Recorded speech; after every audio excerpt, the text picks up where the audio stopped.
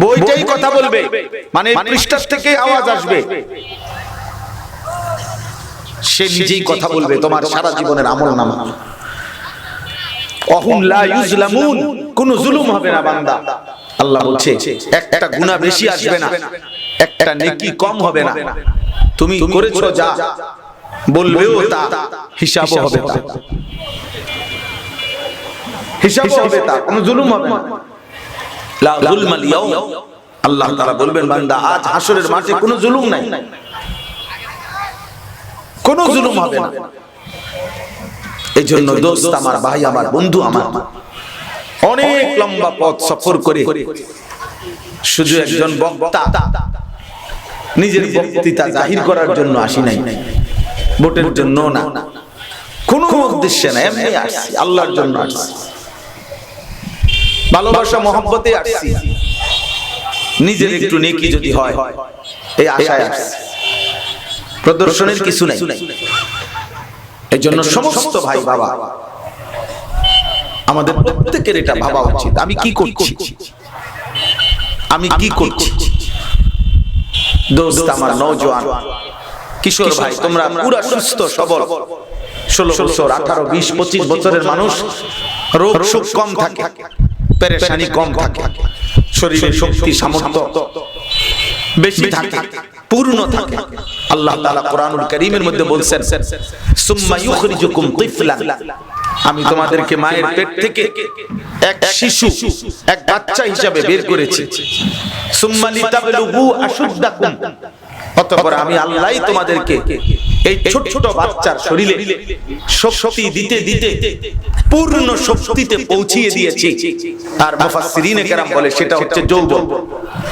যৌবনকালে আল্লাহ তাআলা 15 থেকে 25 আর 40 এই সময়ের 25 বছর আল্লাহ তাআলা স্বাভাবিকভাবে পূর্ণ শক্তি, শরীরের সমস্ত অঙ্গের সুস্থতা সামর্থ্য আল্লাহ তাআলা দিয়ে থাকে, দিয়ে থাকে।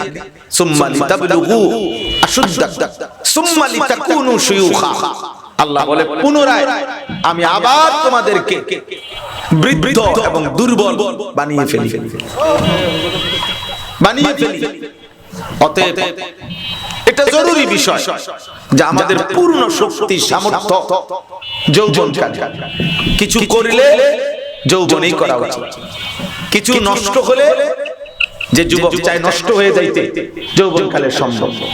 গুনার আড্ডায় তুমি 1 সপ্তাহের জন্য যাও, দেখবা মদ, জুয়া, নারী, জিনা, বেশ্যা, পতিতা, অসভ্য নারী অভাব নাই, অভাব নাই। নষ্ট হইতে চাও 1 সপ্তাহ লাগবে না, পচা গইলা দুর্গন্ধ হয়ে যাবে। চরিত্রহীনতার সাগরে, লাম্পটের সাগরে ডুবে গেল। একবার উলঙ্গ ছবি দেখো মোবাইলে, এর পরের বার মোবাইল অন করলে অটোমেটিক তোমার জন্য ওই বেঈমানরা অনবরত উলঙ্গ ছবি পাঠাইতে থাকে। ওরা বলবে এটাও দেখো, এটাও দেখো, আরো আকর্ষণীয়, এটা, এটা আরো মারাত্মক, এটা আরো সুন্দর, এটা আরো জঘন্য। হ্যাঁ, এই জন্য আমাদের এটা দরকার। আমরা যদি না ভাবি, আত্ম উপলব্ধি বড় নিয়ামত, আত্মভোলা বড় গজব। মানে আমি আমাকে ভুলে গেলাম, আমাকে ভুলে গেলাম, আমার মনেই নাই আমি কি করছি। আমার ফুতের লেগে হোক আর জিল লেগে হোক, সংসারের জন্য হুজুর করছি, জি না।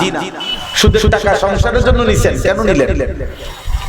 কিস্তির টাকা সংসারের জন্য নিছেন, কেন নিলেন?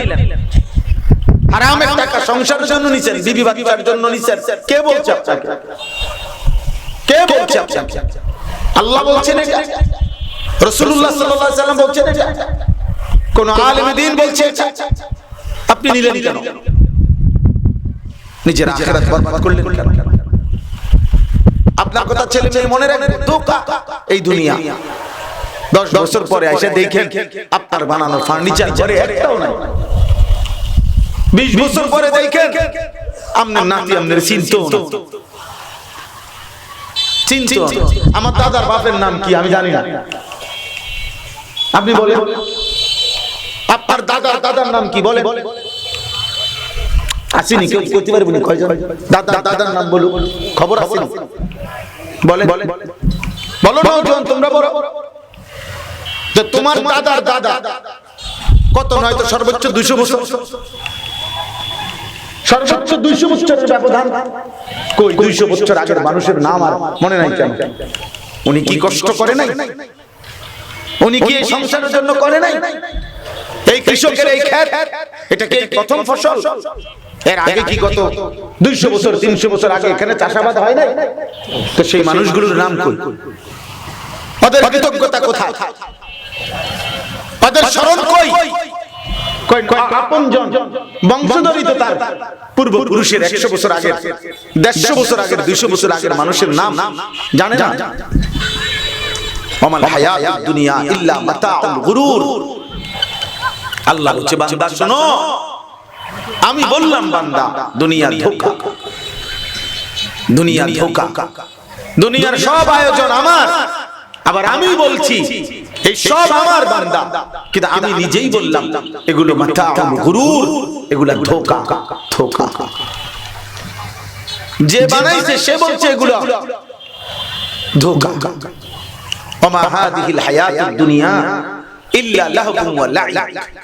আল্লাহ বলে বান্দা জানো দুনিয়ার জীবনটা আর কিছুই নয়, শুধুই তামাশা, শুধুই খেলাধুলা। তাহলে আল্লাহ বলেন এটা খেলনা, আমি বলি না এটাই আসল। আমার মূল কাজ যে কোনো মূল্যে মৃত্যুর আগে জিফুতের লেগে বিল্ডিং করে যাওয়া। আমি থাকতে থাকতে যদি জিফুতের বাড়ি ঘর সংসার বিয়া শাদী জায়গা জমি ঘর ফার্নিচার সোফা খাট পালং এগুলা যদি বানায় দিয়ে যাইতে না পারি, আমার মরার পরে তারা কেমনে চলবো, কেমনে করব? এই হলো আমাদের মুসলিম অভিভাবকের ফিকির। আমনে মরলে তারা কি করব? আমনে মরলে তারা বন খাইবে, আমনে মরলে তারা সিরা চাবাইবো বসে বসে।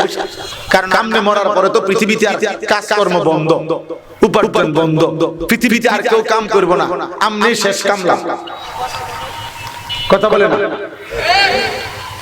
আমনে মরার পরে আর পৃথিবীতে কাজ বন্ধ হয়ে যাবে, উপার্জন বন্ধ হয়ে যাবে। তো তাহলে আমনে মরার পরে, আমনের বাপ মরার পরে আমনে যেমনে বাঁচছেন, আমনে মরার পরও আমনের ফুত এমনে বাঁচবে। আপনার দাদা মরার পরে আপনার বাবা যেমনে বাঁচছে, তা আপনার মৃত্যুর পরে আপনার সন্তান ওইভাবে বাঁচবে। মিয়া আপনি হারাম খাবেন কেন? কিস্তি নেবেন কেন? সুদ নেবেন কেন? প্রয়োজনে মরে যাবেন। মুসলমান মরলে কোনো লজ্জা না, অভাবে পড়লে লজ্জা নয়, মৃত্যু কোনো অপমান নয় যে বেটা ছি ছি ছি লোকটা মরে গেছে, মরে যাওয়া বেইজ্জতি। কথা বলে না কেন? মরে যাওয়া অপমান, তো মরে যান মিয়া। হারাম নেবেন কেন? আল্লাহ নবী সাল্লাল্লাহু আলাইহি ওয়াসাল্লাম বলেন যার 10টি টাকার মধ্যে 1টি টাকা হারাম, খোদার কসম নবী বলছে তার কোন ইবাদত যতক্ষণ তার কাছে তা থাকবে, তার কোন ফরজ নফল ওয়াজিব কোন আমল আল্লাহ তাআলা কবুল করবে না, করবে না, করবে না। আল্লাহ নবী বলছে লা ইয়াদখুলুল জান্নাতা জাসাদুন গুযিয়া বিল হারাম। যে দেহ, যে গোশত রক্ত হারাম দ্বারা বেড়ে উঠছে, যার জীবন পরিচালনা হচ্ছে, যার রাত দিন পার হইতেছে হারামের দ্বারা, আল্লাহ রাসূল বলছে ওই দেহ জান্নাতে যাবে না, যাবে না, যাবে না।